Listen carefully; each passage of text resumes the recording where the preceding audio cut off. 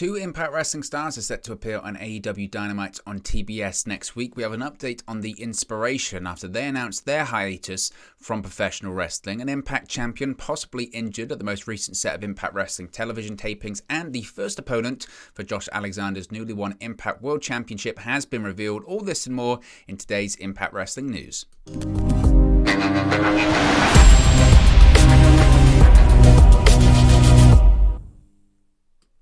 Hey guys, welcome back to Wrestling News 365. Hope everyone is doing very well. As always, there are plenty of news stories to get into in the world of Impact Wrestling. So let's start off talking about AEW, interestingly, considering we're talking about Impact Wrestling. And is the crossover between AEW and Impact Wrestling back? Is one star leaving Impact Wrestling? What's going on? Because two Impact Wrestling stars, or two wrestlers that are closely affiliated, definitely one under contract with Impact Wrestling, are going to be appearing on AEW Dynamite next week on TBS. The first being W. Morrissey, formerly known as Big Cass. Now, MJF has teased the arrival of former Impact Wrestling, or former WWE rather, and current, maybe, Impact Wrestling star W. Morrissey, formerly known as Big Cass, on next week's edition of AEW Dynamite. Now, on Dynamite this week on TBS, MJF looked calm and collected after his bitter rival Wardlow put away Lance Archer in a singles bout. Now, in a backstage interview after the match, MJF explained why Wardlow's victory did not bother him. Quote, "The reason I'm calm is because I've got a plan," MJF said, "and it's a damn good one." At this point, MJF began to place a phone call to a certain someone, saying, quote, "Hey, big man, question, how would you feel about making six figures for one match? All right," MJF was heard saying on the call. Now, the leader of the Pinnacle, if that faction is still around, then described Wardlow's opponent for next week, saying, quote, "Wardlow, next week you're going up against a man who's smarter than you, stronger than you, and who is taller than you, and you can't teach that." Now, fans in the arena and watching at home seem to figure out pretty quickly who MJF was discussing here. Now, when it comes to W. Morrissey, because a lot of people will be saying, well, isn't he under contract to Impact? What's going on with that? There were reports around last November that W. Morrissey's contract with Impact Wrestling expiring, but of course his appearances didn't stop with Impact Wrestling after that point. Some assumed he had signed a new contract, others assumed that they were figuring it out at the time. Now, it is possible that he continued to work with the company on a handshake per date deal after his official contract expired with the company. Now, Morrissey was last seen in action at the recent Rebellion pay-per-view, where he was part of the tag team gauntlet for the Impact World Tag Team Championships.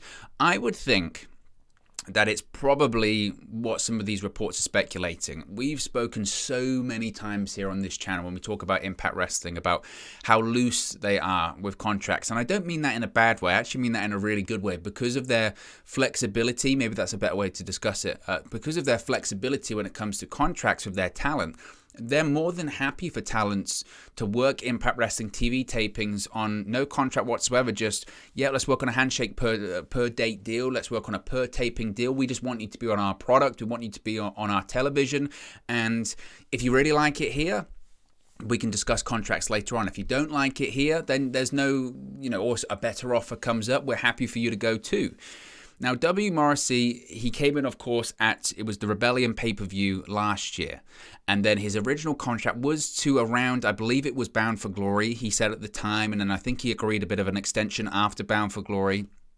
But I think he was probably working on a per appearance deal. There were rumors and reports at the time that he had asked for a salary that was much higher than the one he was currently on. Because, again, you have to remember, when it comes to W. Morrissey, you can't not talk about his history. After his WWE release and then his subsequent issues and substance abuse issues and issues with, alcohol and all that kind of stuff that's widely documented, not a lot of people were willing to touch him. And I guess it was considered somewhat of a risk to bring him into Impact Wrestling in the first place. There were reports, that he turned his life around and he was sober, which he still is, and he was in great shape, which he still is. And I think he felt like Impact Wrestling gave me an opportunity to prove myself. I've proved myself. Now I do know my value. I know what I'm worth. Because I say this all the time about W. Morrissey, that there was a reason WWE really liked him. There was a reason that after Daniel Bryan returned out of retirement in 2018, Big Cass was Daniel Bryan's first opponent. That happened for a reason, because WWE saw something in this guy, that he was this giant guy who could work, who could talk, and they could absolutely make money with him. It was only himself. He got in his own way because of that. And I think W. Morrissey is aware of that if he got those issues sorted, which he seemingly has, then he's worth a lot of money, because there are not a lot of people like him. So maybe they couldn't come to terms on those contracts. We don't know. Once we hear something more about it, we'll talk about it here on the channel. But it certainly looks like W. Morrissey is going to be appearing on AEW next week. Does it mean he signed a contract with AEW? Is it just a one-off appearance? Has he signed a contract with Impact Wrestling and he's just making that appearance? Or has he got a deal with Impact Wrestling where it's like, okay, I don't have a contract with you anymore, but I'm allowed to take bookings elsewhere if you want me to stick around? Maybe. I don't know. Again, Impact Wrestling are very flexible with those contracts, so I'm not sure. The one thing I would say is I don't think he's winning next week. You know, they're building up Wardlow. They're having Wardlow defeat anyone that gets put in front of him, whether it's Lance Archer or whoever. And eventually he's going to face MJF, and I'm assuming he's going to beat him too, because they want to make this guy. They want to make him a star, because Wardlow absolutely is going to be a big star for that company. So I don't suspect that W. Morrissey comes in and defeats him unless they go in a DQ route, which I don't think they would, because AEW doesn't really tend to like to do that. But W. Morrissey is going to be on Impact on AEW next week, and certainly it's going to be interesting. We'll talk about it here next week too. But he's not going to be the only Impact Wrestling star on AEW Dynamite next week. The other is going to be Ring of Honor Women's World Champion Deonna Purrazzo, which is very, very interesting. Now, next week for Dynamite, a clash between the original and interim Ring of Honor Women's Champions Deonna Purrazzo and Mercedes Martinez has been announced. The two women will have a one-on-one match to settle the score and determine the undisputed Ring of Honor Women's World Champion. Now, in the media scrum following Ring of Honor Supercard of Honor earlier this month, Tony Khan addressed the situation with Deonna Purrazzo and Mercedes Martinez. At the time, Tony was uncertain when Purrazzo would be able to defend her Ring of Honor title, so he chose to have an interim champion in the meantime. He said, quote, "Mercedes is a legendary wrestler for Ring of Honor and a legendary wrestler for the division, and now a great interim champion. Deonna is a little bit of an interesting situation because she is the lineal champion, but she also has other contractual obligations with other companies. So I don't know when we will get to decide on the undisputed title, but there's a lot of exciting stuff happening in the division." So I have a feeling that this match is basically just for Deonna to drop the title. I have a feeling that they've probably spent the last month trying to figure out how they could make it work, how they could facilitate her being the Ring of Honor Women's World Champion and also her Impact Wrestling contractual obligations. And I think they might have come to a conclusion that they can't work it out, which is really disappointing. And I might be wrong. This might be the beginning of Deonna Purrazzo appearing regularly for maybe not AEW, but certainly Ring of Honor and Impact.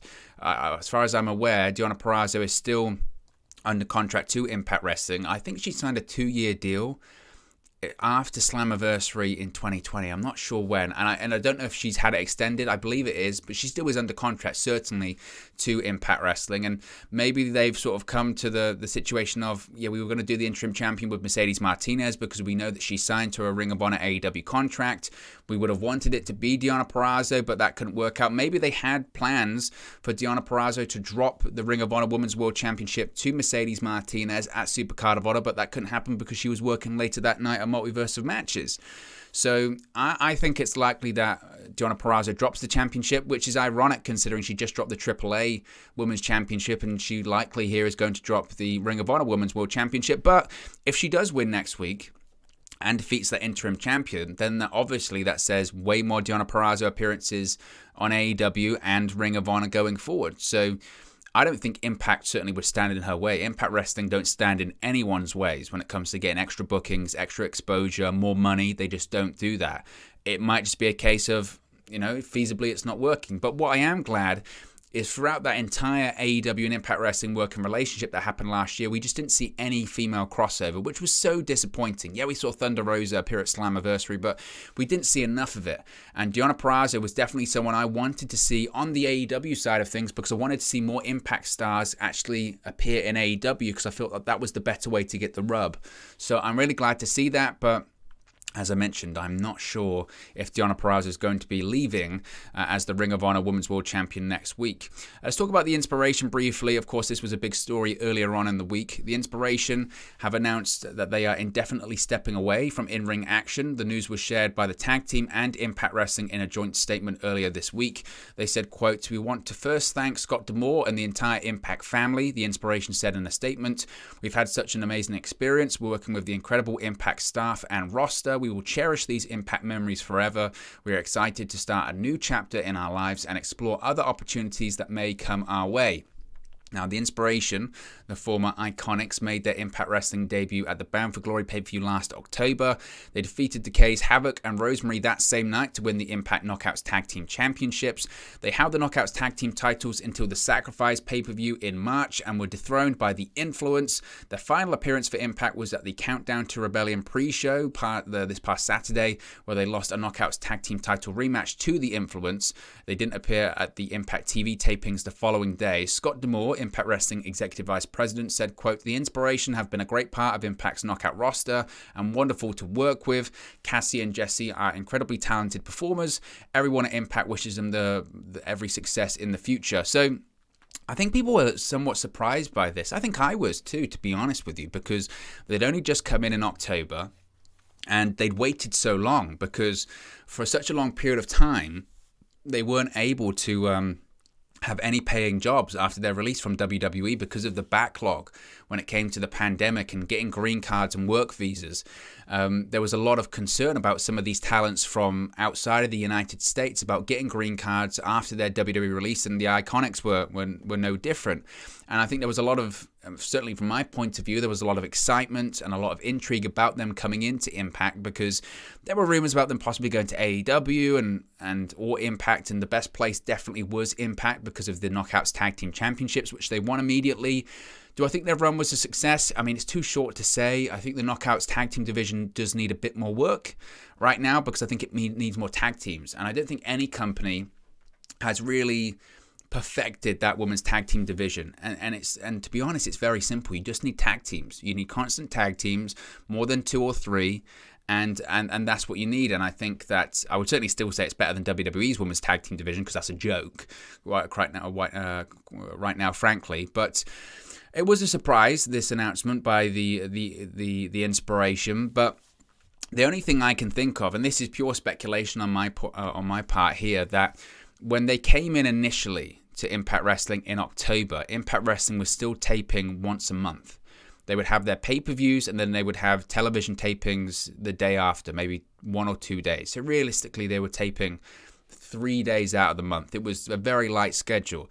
That's changed now with Impact. They're now taping every 2 weeks for a couple of days, so their dates have increased. And some people might say, well, why would they be complaining about that? Well, they've got other things going on. You know, when you're a talent that's working for Impact Wrestling, it's very rare that just Impact's just your primary source of income.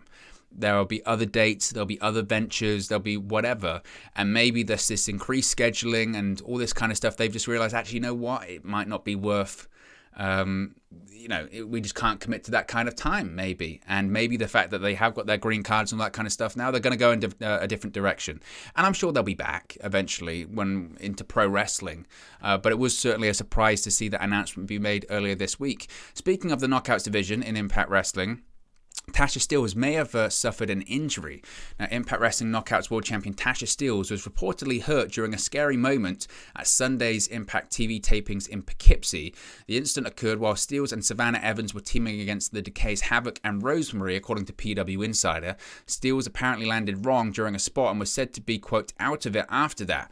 One source believed the bad bump was on the outside where Steelz took a clothesline and bumped too high and then hit her head. But another source did not believe that this was the moment of impact, no pun intended. Steelz tagged out to Evans and then was tossed to the floor where she remained. Steelz was checked out by medical personnel while Evans finished the match alone. Steelz was then helped to the back by medics and referee Brandon Toll. She later left the arena on her own and her condition has not been confirmed, so we don't really have much more it must be said, I believe it's been announced that she's going to be defending the Knockouts Championship at Under Siege, so I would assume that she's fine, that she's okay, but if we hear any more, we'll let you know. Speaking of Under Siege, we have matches announced for Under Siege, and we also have the first challenger revealed for Josh Alexander's newly won Impact World Championship. During the end of last night's Impact on Access TV episode, Josh Alexander's Under Siege opponent was revealed. Alexander will be defending the Impact World Championship against New Japan Pro Wrestling star Tomohiro Ishii at Under Siege. Of course, Alexander became the Impact World Champion last Saturday.